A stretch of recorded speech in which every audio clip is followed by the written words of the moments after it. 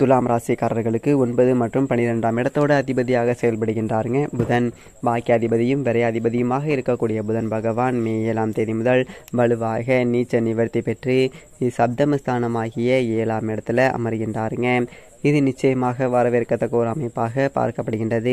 மே 25ஆம் தேதி முடிவதற்குள் சப்தமஸ்தானத்தை மிகவும் வலுப்படுத்தி பல நன்மைகளை பெற்றுத்தரக்கூடிய ஒரு வலுவான ஒரு அமைப்பில் சஞ்சரிக்கின்றாருங்க. ஏனென்றால் அதற்கு பிறகு அஷ்டமஸ்தானத்தில் நுழைகின்றாருங்க. எனவே தான் மே 25 முடிவதற்குள் பல எதிர்பார்ப்புகள் என்பது பூர்த்தியாவதற்கான ஒரு யோகம் துலாம் ராசிக்காரர்களுக்கு உண்டு. அது மட்டுமல்லாது சப்தம பார்வை என்பது ஜென்ம ராசியில் பதிவதால் துலாம் ராசிக்காரர்களுக்கு பல அதிரடியான மாற்றங்களை சந்திப்பதற்கான ஒரு யோகத்தை மிக வலுவாக ஏற்படுத்தி கொடுக்கின்றாருங்க. இது நிச்சயமாக வரவேற்கத்தக்க ஒரு அமைப்பாக தான் பார்க்கப்படுகின்றது. அது மட்டும் இல்லாமல் உங்களுக்கு முருகப்பெருமானை ரொம்ப ரொம்ப பிடிக்கும் அப்படின்னா நம்மளுடைய கமெண்ட் பாக்ஸில் ஓம் முருகா போற்றி போற்றி அல்லது ஓம் சரவணபாக அப்படின்னு சொல்லிட்டு மறக்காம 3 முறை பதிவு பண்ணிடுங்க. இது ஒரு நிமிடம் நீங்கள் அந்த முருகப்பெருமானை இப்படி ஒரு விஷயம் செய்யும்போது நீங்கள் மனசில் சந்த விஷயம் கண்டிப்பாக உங்கள் வாழ்க்கையில் நடைபெறும். சரி, வாங்க நம்ம வீடியோ காலம்.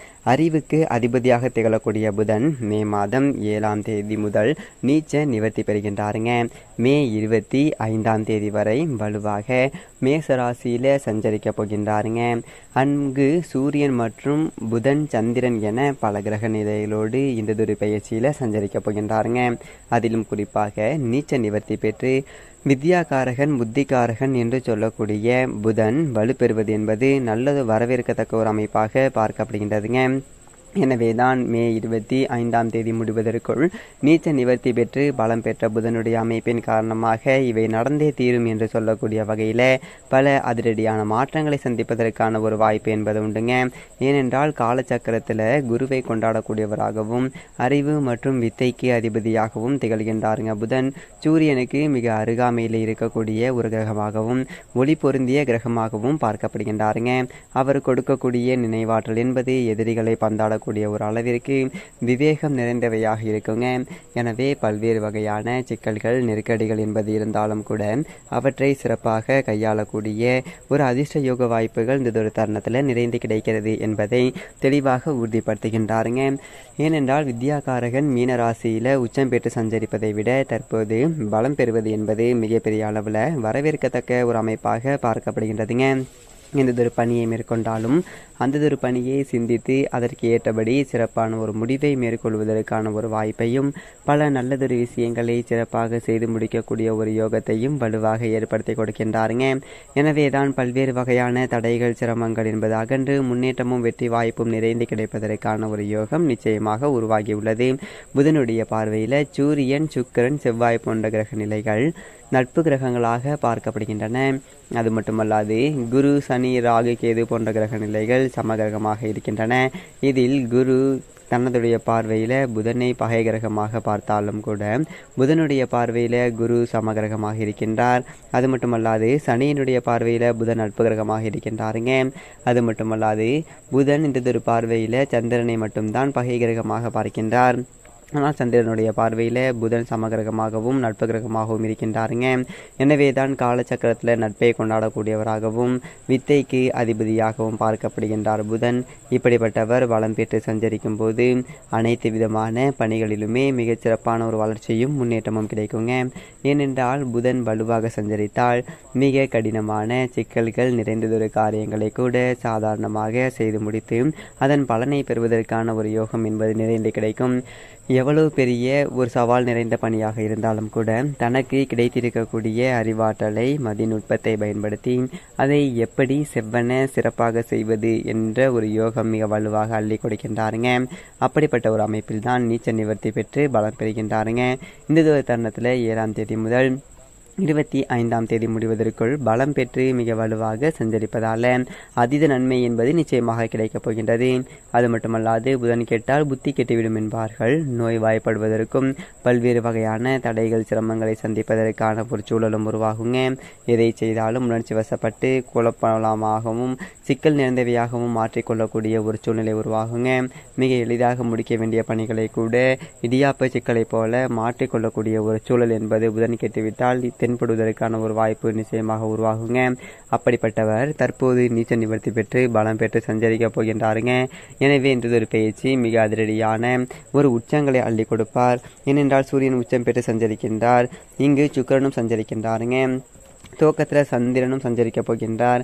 எனவே இந்த கிரக நிலைகளுடன் இணைந்து சஞ்சரிக்கக்கூடிய இந்த ஒரு தருணம் என்பது மிகப்பெரிய அளவிலான ஒரு மாற்றத்திற்கும் முன்னேற்றத்திற்கும் அடித்தளமிடக்கூடிய வகையில் அமையப் போகின்றது என்பதை தெளிவாகவும் துல்லியமாகவும் உறுதிப்படுத்துகின்றாருங்க. அது மட்டுமல்லாது புதன் அறிவுக்கு மட்டுமல்ல, வித்தை, கணிதம், எண், ஜோதிடம், மீடியா, செய்தித்தாள், பேச்சுத்திறன், பயந்த சுபாவம், நகைச்சுவை உணர்வு, போதிக்கும் ஆற்றல் போன்றவற்றை மிக வலுவாக அள்ளி கொடுக்கின்றாருங்க. எனவேதான் புதனுடைய அமைப்பு என்பதன் காரணமாக பல அதிரடியான நன்மைகள் என்பது நிறைந்து கிடைப்பதற்கான ஒரு யோகம் உண்டுங்க. புதனுடைய ஆட்சி வீடாக மிதுனமும் சனியும் பார்க்கப்படுகின்றது. கன்னிராசி அவருடைய உச்ச வீடாகவும் இருக்கின்றதுங்க. தற்போது செவ்வாயினுடைய ஆட்சி வீடான மேசராசியில் அமர்வது என்பது புதனுடைய பார்வையில் அவரது நட்பு கிரகமாக இருப்பதால் பல்வேறு வகையான நல்லதொரு வாய்ப்புகளை நிறைந்து கொடுக்க போகின்றாருங்க. பல்வேறு வகையான பின்னடைவுகள் என்பது தேவையில்லாத கருத்து வேறுபாடுகள், அதன் காரணமாக சந்தித்து வந்த மன வருத்தம், வேதனை போன்றவை நீங்கி ஒரு பிரச்சனைக்கு எப்படி சிறந்ததொரு முறையில் தீர்வு காண முயற்சி செய்வது, அதை எப்படி நாம் அடைவது என்ற பல நல்லதொரு வாய்ப்புகளை இந்த ஒரு தருணத்தில் புதன் ஏற்படுத்தி கொடுக்க போகின்றாருங்க. இது நிச்சயமாக மிகப்பெரிய அளவில் வரவேற்கத்தக்க ஒரு அமைப்பாக தான் பார்க்கப்படுகின்றது. ஏனென்றால் இவ்வளவு காலம் சுமார் ஒரு மாதத்திற்கு மேலாக நீச்ச நிலையில் வக்ர நிலையிலும் வலுவிழந்து மேலும் மேலும் பல சோதனைகளையும் சிக்கல்களையும் சந்திப்பதற்கான ஒரு சூழ்நிலை வித்யாக்காரரான புதன் ஏற்படுத்தி கொடுத்தாருங்க. உணர்ச்சி வசப்பட்டு எடுத்த பல முடிவுகளை எடுத்ததால் பல தடுமாற்றங்கள் சந்திப்பதற்கான ஒரு சூழ்நிலைகளும் உருவாகியிருந்தது.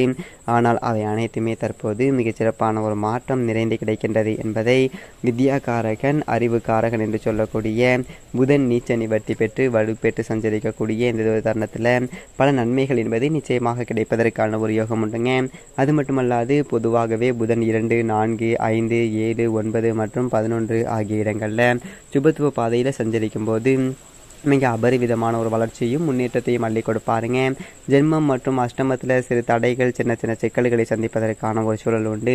இருந்தாலும் தற்போது நீச்ச நிவர்த்தி பெற்று பலம் பெறுவதால் பல இடங்களில் அதிரடியான ஒரு மாற்றத்தை சந்திப்பதற்கான ஒரு யோகத்தை உருவாக்கி கொடுக்கின்றாருங்க.